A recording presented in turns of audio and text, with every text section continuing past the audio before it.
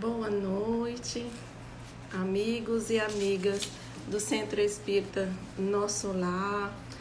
É com muita alegria que estou aqui participando desse diálogo, dessa conversa, dessa reflexão que o Centro Espírita tem a cada terça-feira. Eu agradeço imensamente, de todo o coração, pela oportunidade de estarmos aqui juntos, conversando sobre um tema tão importante para a humanidade, principalmente nos dias que nós vivemos hoje. Então eu agradeço ao Centro Espírita, agradeço de todo o meu coração a todos os trabalhadores que fazem parte dessa casa, em nome da Sueli, que me convidou para estarmos aqui conversando sobre o tema Causas da Violência, Enfoque Espírita. Então sejam todos bem-vindos a essa casa de oração, Nosso Lar. Eu vou fazer uma leitura de uma mensagem para a gente já ir buscando a sintonia com o plano espiritual, com a equipe que dirige e coordena essa casa de oração Nosso Lar e que certamente estão aqui conosco. O título da mensagem é Nos Momentos Graves. Use calma. A vida pode ser um bom estado de luta, mas o estado de guerra nunca será uma boa vida.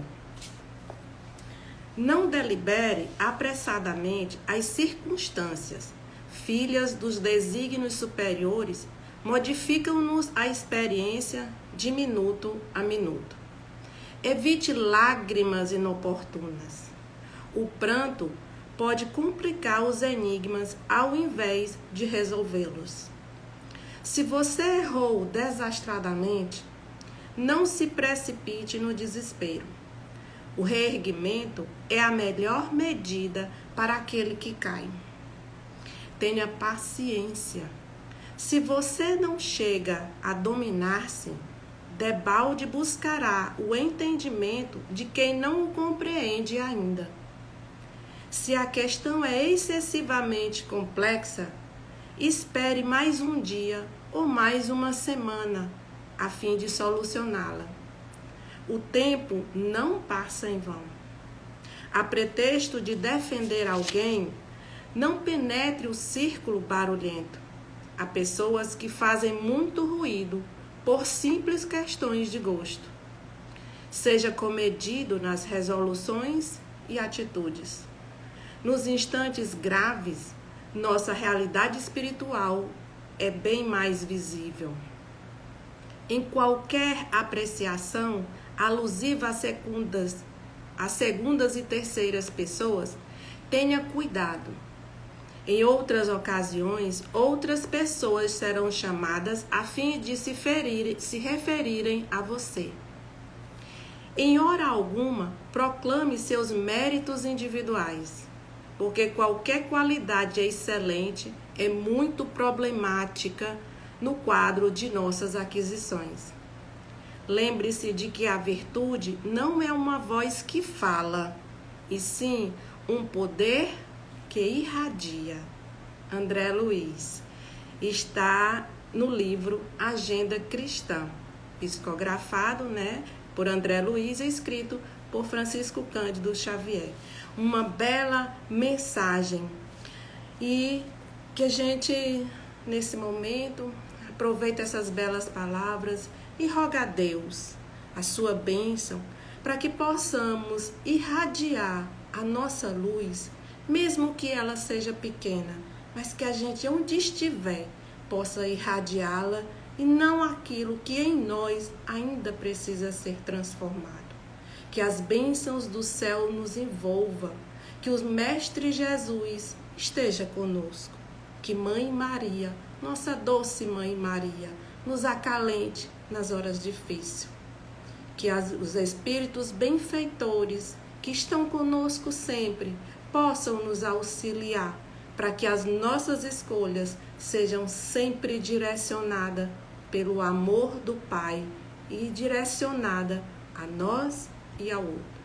que esse momento de estudo, de reflexão, de conversa, possa ser abençoado por Deus. Muita luz, muita paz para todos nós. Em especial pedimos pelo Centro Espírita Nosso Lar e todas as casas de orações ou instituições do bem. Assim seja. Então, com essa bela mensagem de André Luiz, que nos conduz a um entendimento das nossas escolhas, das consequências das nossas escolhas. Sempre que a gente puder pensar um pouco antes de agir, vai nos ajudar com certeza a decidir melhor. E o tema trazido hoje, causas da violência com o enfoque espírita, é um tema, é uma conversa, né, que nos exige uma reflexão, uma maturidade e uma disposição para um estudo mais profundo. Porque não é um tema fácil de se falar, de se conversar, de se discutir. Porque estamos falando de nós mesmos e nos habituamos a negar, né, ou a não aceitar aquilo que em nós está ainda latente e que consideramos o mal. Como nos diz Hermance do Foucault no livro Reforma Íntima Sem Martírio, né? Fomos habituados a não aceitar as nossas emoções, porque é um pecado, e se é um pecado, seremos castigados. Quem é que quer pecar? Quem é que quer mostrar um pecado? Quem é que quer mostrar que errou? Nenhum de nós. Por quê? Porque isso é sinônimo de fraqueza. Passamos a nos ver como fracos se erramos, porque o parâmetro é a força e não o entendimento. Mas nós temos uma referência. Nós não estamos soltos. Nós temos uma referência. E essa referência nos diz que aquilo que escolhemos e que erramos, hoje nós podemos compreender como algo que podemos acertar, né?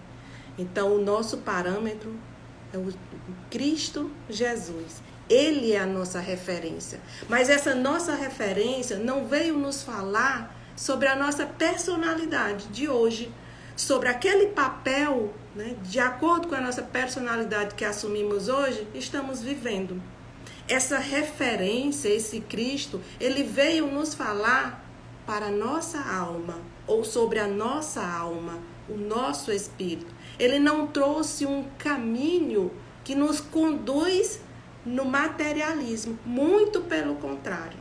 Ele mesmo disse, né, que não veio trazer a paz, ele veio trazer a espada. Quer dizer, ele veio trazer algo que nos permite romper com o homem velho, o homem no sentido de ser humano, e começarmos a deixar viver, a deixar brotar esse homem novo. E essa referência, né, nos fala que nós temos um caminho necessário a ser percorrido. Independente de religião, todos nós sabemos que temos uma alma, mas poucos de nós faz a reflexão, o que isso significa para a nossa vida? O que é essa alma? Para onde ela vai? O que ela leva para onde ela vai? Com quem eu vou encontrar?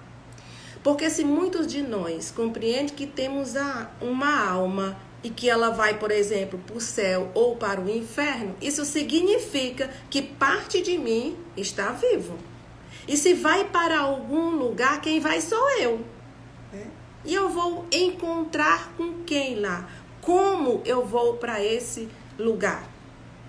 Então, essas reflexões não são reflexões que são feitas comum entre nós para saber o que eu estou fazendo aqui nessa vida. Por que eu estou aqui na Terra? Poucos se colocam na posição de aprendiz de si mesmo. ou de aprendiz de um filho ou de uma filha de Deus, embora muitos falamos de Deus. E quando a gente pensa nas causas da violência, quais as respostas eu sou capaz de refletir? Muitos de nós acham que a violência, a causa está nas questões econômicas, nas questões financeiras. Mas essa referência que a gente tem, que é o Cristo Jesus, foi isso que ele nos disse? Ele nos disse que o nosso problema seria econômico? Seria financeiro? Não, não foi isso que ele disse. Muitos de nós procuram um culpado, né? Ou culpa uma situação, ou culpa o outro. Como se eu não fizesse escolha. E como se essas escolhas que eu possa fazer não tivesse uma repercussão. Então, a gente procura um culpado para os nossos erros, para o que está acontecendo, que eu acredito que seja o grande mal, né, ou a violência. Eu tenho que procurar um culpado. Mas eu não me coloco dentro da experiência, entendendo que de alguma forma eu tenho sim responsabilidade. Mas é mais fácil, né, encontrar um culpado do que me sentir responsável. Muitos de nós responsabilizam Deus. Deus é o responsável pelo mal que existe na terra, pelo mal que existe na humanidade. Muitos se revoltam com Deus, porque diz assim: se Deus é o Senhor da vida, se Deus é o Todo-Poderoso, então por que Ele permite o mal? Porque Ele simplesmente não extingue o mal. Eu sou uma pessoa boa, eu não faço mal a ninguém. Então por que Deus permite que eu viva num lugar onde tem tanta violência? Onde a humanidade grita o que tem de mais duro dentro de si. Mais duro, né? O Mestre Jesus disse que a gente tinha muita dificuldade por causa da dureza de nossos corações. Então, muitos de nós culpam Deus. Mas quando Kardec chega trazendo o conhecimento da doutrina espírita, o conhecimento da doutrina espírita, quando ele entra em contato com os fenômenos mediúnicos, Kardec era de uma família católica. Então ele tinha a concepção de um Deus que era um homem, porque era um Deus que castigava, porque era um Deus que se ofendia, precisava perdoar. Era um Deus que salvava uns e não salvava outros. Então esse Deus era alguém como nós. E quando Kardec entra em contato com os fenômenos mediúnicos, ele, tem alguma coisa aqui que não está batendo com aquilo que eu conheço. E aí ele percebe que existe uma relação de um mundo que a gente não vê com esse mundo que a gente vê. E existe não aleatoriamente, mas regido por uma lei. Então Kardec começa a se aprofundar, começa a buscar respostas para inúmeras perguntas que ele tinha acerca do que nós somos, o que estamos fazendo aqui, o que era aquele fenômeno que ele estava presenciando e mais ainda, em que tudo aquilo iria implicar como conhecimento para a humanidade. Então ele traz uma pergunta que a gente pode imaginar como houve um choque naquela época. Ele pergunta: o que é Deus? Naquela época se sabia quem era Deus. E o Kardec traz a pergunta: quem é Deus? Não foi à toa, né, que ele foi, né, discriminado, expulso do meio, né, da religião católica. Porque fazer uma pergunta dessa feria os dogmas da época. Mas Kardec, ele continuou buscando as respostas que precisava para entender aquele fenômeno que ele estava presenciando. Os fenômenos a relação entre o mundo invisível com o mundo visível. Então ele tira aquela figura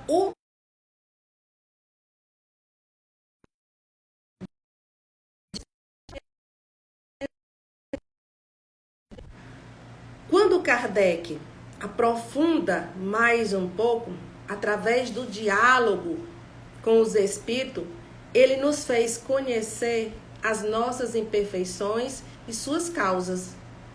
As trata de forma clara e objetiva. Então, já pensou? Os espíritos dizerem para nós que nós temos imperfeições e que essas imperfeições têm uma relação direta com o mundo em que a gente vive. Os espíritos trouxeram essa informação. Mas Kardec, então, aprofunda mais um pouco. Porque somos imperfeitos. Por que somos imperfeitos? E aí os espíritos respondem. Porque estamos em processo de evolução. E aí a gente compreende, né, através do diálogo de Kardec com os espíritos, como funciona a lei de amor. É um processo e que nós estamos percorrendo. E aí ele continua. E o que é a vida? E os espíritos respondem. É um teste e um cargo de confiança. E quanto mais Deus nos dá, mais responsáveis Ele espera que eu seja, que você seja. Então a vida é um teste e é um cargo de confiança. E quem me confiou a vida? Quem me confiou a vida me deu todas as condições de vivê-la? E com que finalidade me deu a vida? Olha que perguntas profundas que Kardec traz para a nossa reflexão. Sim, Deus foi quem nos concedeu a vida. É quem nos concede a vida e nos dá todas as condições de vivê-la. Basta a gente olhar para o nosso planeta. Temos tudo. Temos tudo. Com que finalidade Ele nos dá a vida? Para um dia conseguirmos, através desse processo de evolução, sermos co-criadores com Ele. Participarmos da beleza de sermos co-criadores com Ele. Estarmos juntinho com Ele. Como a nossa referência está. Como o nosso Cristo Jesus está. Então, por isso, devemos ser sua imagem e semelhança. Mas como conseguir ser essa imagem e semelhança? Jesus nos responde. Ele lhe diz: entre no reino de Deus. Entre no reino de Deus. E a gente pergunta: e o que tem lá? O que tem nesse reino? Será que eu vou ser feliz? Será que é um reino melhor do que esse? E o Cristo responde: é um reino de justiça, de amor e de caridade. Por quê? Porque é um reino sagrado. Porque Ele é um Deus da vida e não da morte. A ressurreição do Cristo nos mostrou isso. Deus é um Deus da vida e não da morte. É soberanamente justo e bom. Se é justo e bom, o seu reino só pode ser de felicidade. E aí a gente pergunta: e o que eu preciso fazer para chegar lá? Passar pelo teste de confiança. Ser cada vez mais responsável a cada minuto da vida. Porque a todo minuto da vida, Deus nos dá uma oportunidade de vencermos os testes. E de conseguirmos conquistar mais confiança do seu coração, amoroso e bondoso. Mas qual é o teste mais difícil? E aí os espíritos nos respondem: de todas as provas, as mais duras são as que afetam o coração. E do que Jesus falou que seriam os testes para entrar no reino de Deus. Como a gente iria, percorrer, o que a gente iria percorrer, o que a gente deveria fazer para entrar nesse reino de Deus. Amar a Deus sobre todas as coisas e ao próximo como a mim mesmo. Muitos de nós repetem essa frase, mas poucos de nós buscam a questão. O que isso significa na minha vida cotidiana? O que isso significa?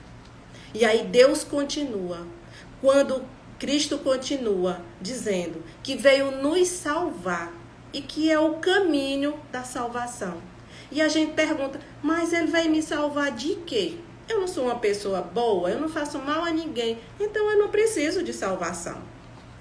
Mas, se existe um caminho apresentado por um Cristo que é a nossa referência e que nos levará a um reino de felicidade, isso significa que eu é que tenho que buscar percorrer esse caminho. Eu tenho que buscar entender onde está esse caminho para que eu possa chegar ao meu destino. Qual é o meu destino? O reino de Deus. E por que a gente não consegue escolher esse caminho?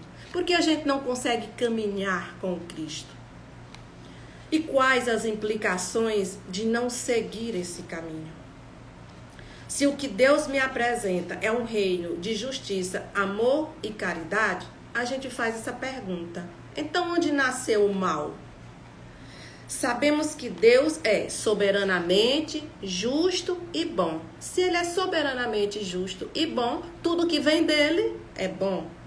Se Ele é que é o Senhor de nossas vidas, então isso significa que eu sou boa, que você é bom, que você é boa. Mas onde nasceu o mal? O que significa Deus ser soberanamente justo e bom?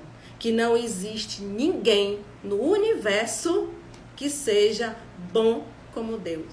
E por isso, o Cristo Jesus não aceitou ser chamado de bom. E aí a gente volta à pergunta: onde nasceu o mal? Para a gente responder essa pergunta, eu trouxe uma resposta de Emmanuel do livro O Consolador, na questão 135. Se o determinismo divino é o do bem, quem criou o mal?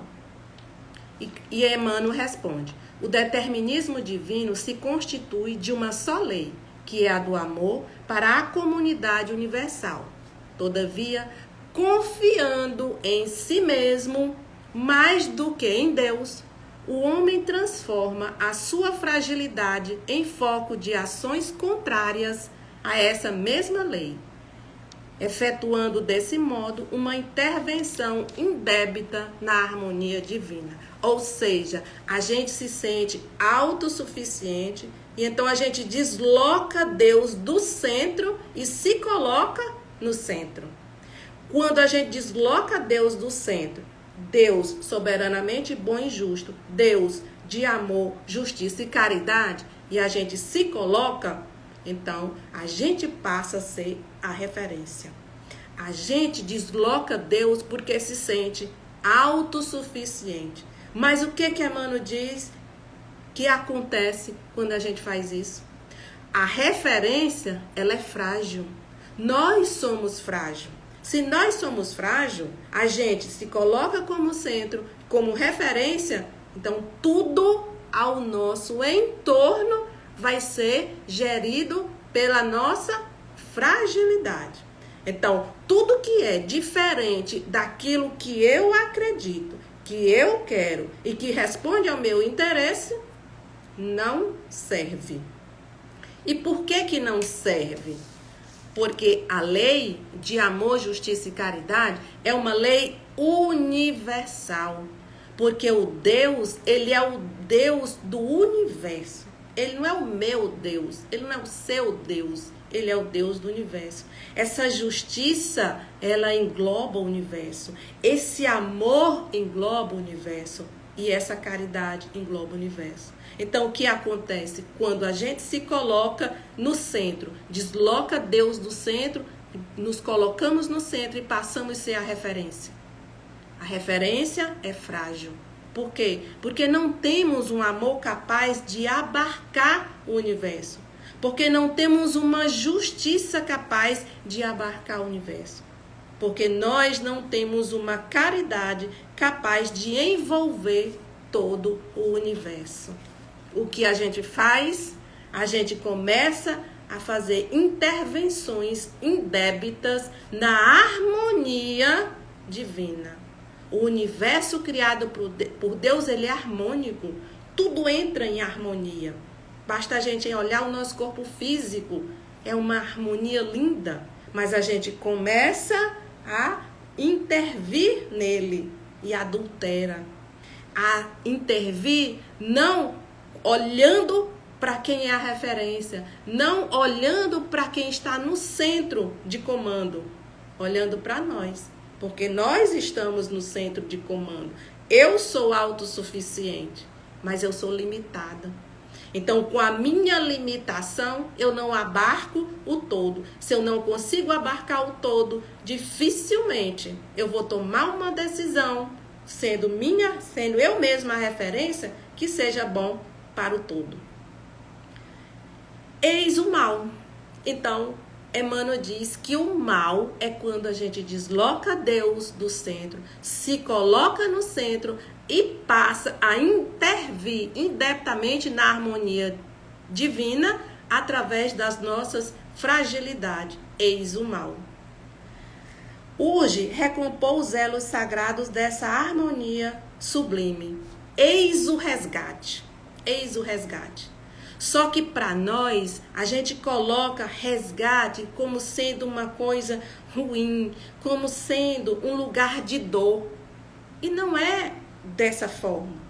Lá no livro Céu e Inferno, né, é colocado para nós que nós temos 3 momentos quando a gente reconhece o erro. Já sabemos que erramos porque agimos através das nossas fragilidades.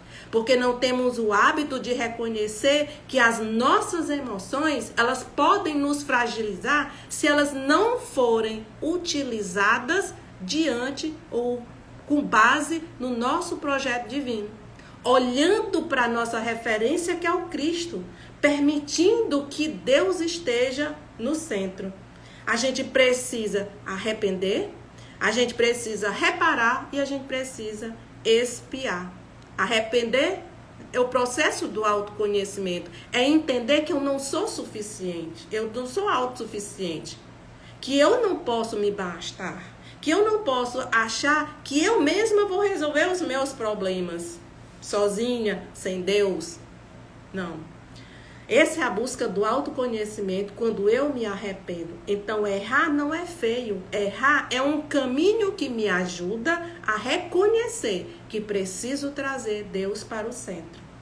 Depois a gente precisa reparar, quer dizer, recompor os elos sagrados, aonde eu intervi indevidamente na harmonia divina, eu preciso recompor esses elos.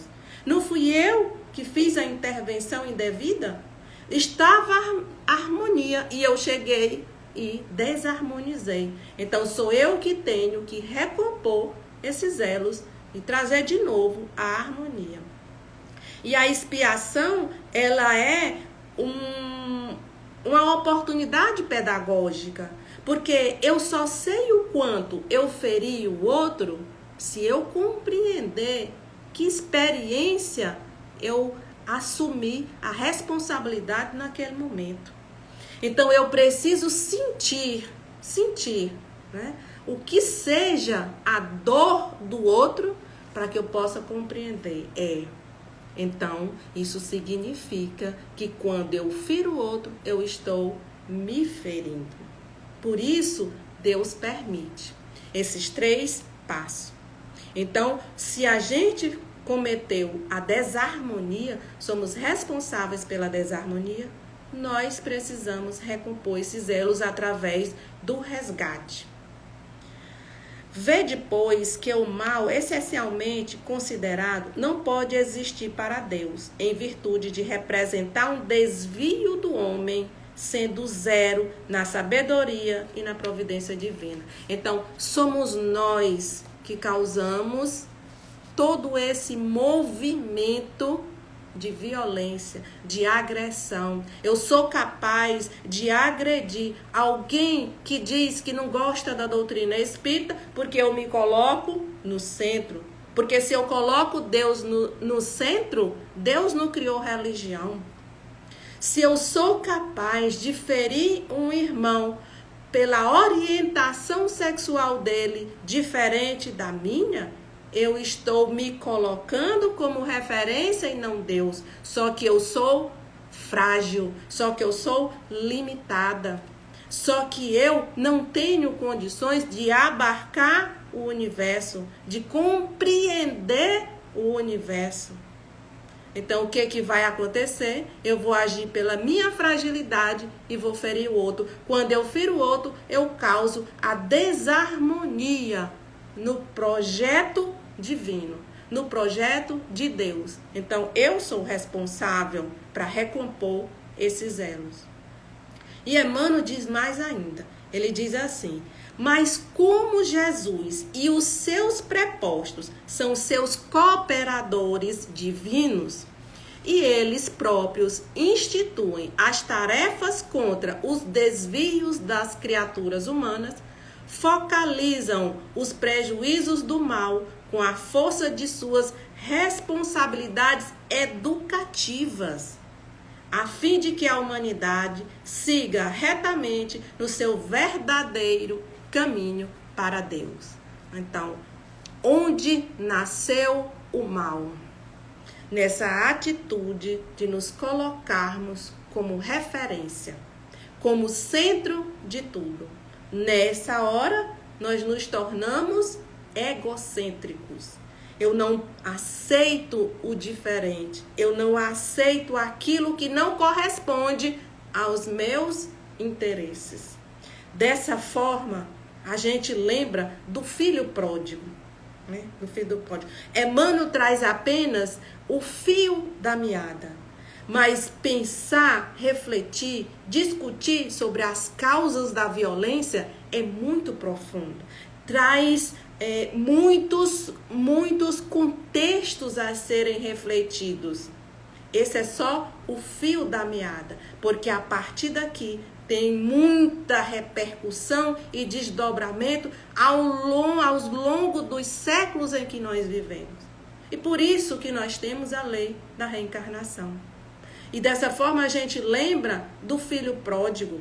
O filho pródigo que achou que a vida era material.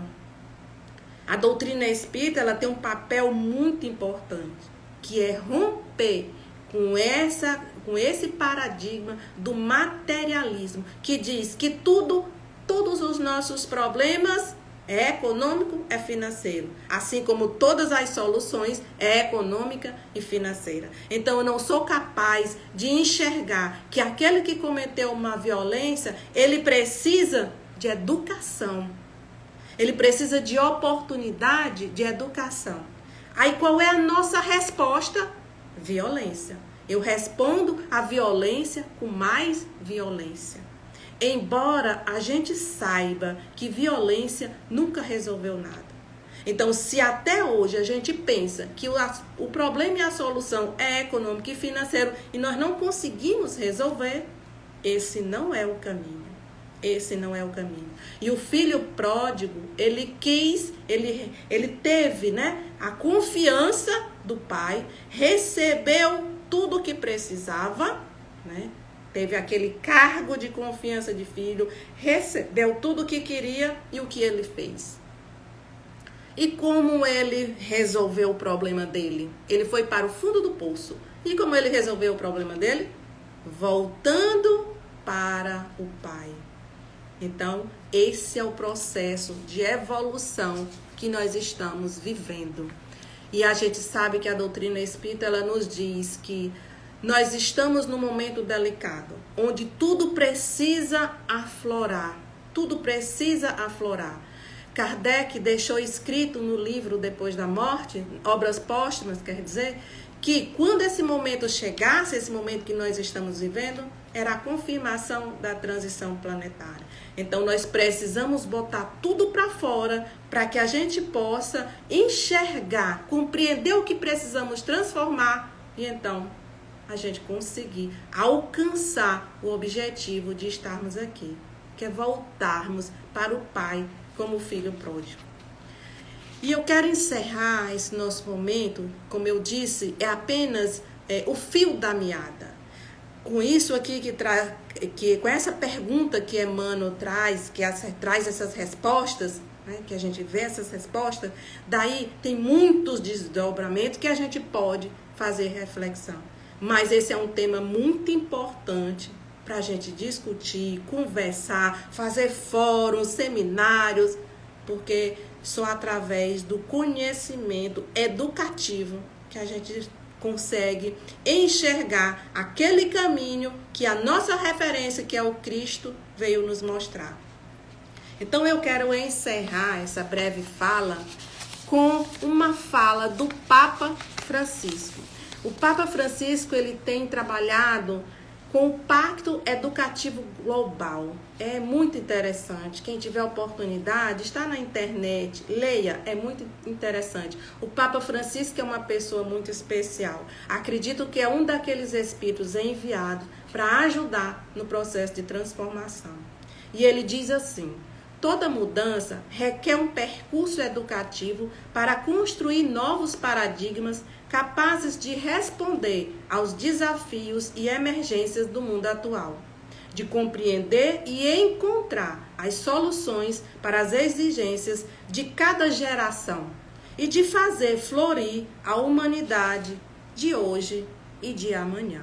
Então, só pela educação que a gente vai conseguir trilhar esse caminho que a nossa referência, que é o Cristo, veio nos mostrar.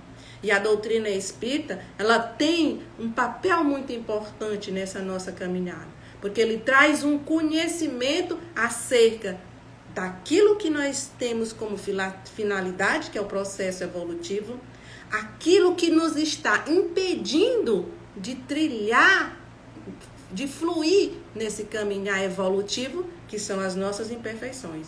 Mas ele também traz o consolo. E os erros fazem parte dessa caminhada. Para que a gente possa acertar, a gente precisa compreender os nossos erros e, através de um processo educativo, do autoconhecimento, então decidir por uma vontade firme fazer diferente. Fazer diferente significa entender que Deus me confiou algo e que eu preciso recompor esses elos que eu feri. Eu preciso refazer a desarmonia que eu fiz. Eu preciso reconstruir, favorecer a harmonia. Mas que eu não sou capaz de fazer isso sozinho. Eu preciso de quem? Do Pai. Então, para trazer as minhas respostas e as minhas soluções, eu preciso trazer de volta Deus para o centro. A gente lembra também, né, de Adão e Eva, que se sentiram autossuficientes, escolheram um caminho diferente daquele que Deus lhe proporcionou e aí também sofreu as consequências. Então, a resposta da causa da violência é trazida, né, no livro O Consolador, na questão 135, quem quiser dar uma lida e se aprofundar mais um pouco. Então, eu agradeço de todo o coração esse momento que nos ajuda a refletir um pouco mais sobre quem nós somos, para que eu estou aqui na Terra, qual é a minha referência e o que isso significa na minha vida cotidiana. O caminho é amar a Deus sobre todas as coisas e ao próximo como a si mesmo, para a gente entrar naquele reino de Deus, um reino de felicidade. Então, gratidão a Deus por todas as oportunidades que Ele coloca em nossas vidas, que nos ajuda a compreender que somos bons, que só precisamos dessa busca desse caminho para então tudo fluir nesse processo de evolução e de volta para a nossa verdadeira casa, o nosso verdadeiro lar, que é onde o Cristo está, ao lado do Pai. Muita luz, muita paz para todos nós. Que Deus derrame sobre a humanidade inteira as suas bênçãos de amor, de justiça e de caridade. Que o Mestre Jesus e todos os seus benfeitores da sua seara possam nos ajudar, nos intuindo nas nossas escolhas. E que Mãe Maria envolva cada instituição que é aberta em nome do seu Filho. E que esse centro espírita, nosso lar, continue firme, forte, enfrentando os desafios. Que seus trabalhadores sejam abençoados, para que de mãos dadas consigam caminhar, apesar das dificuldades e dos desafios que enfrentamos hoje. Muita luz, muita paz para todos nós. Que assim seja.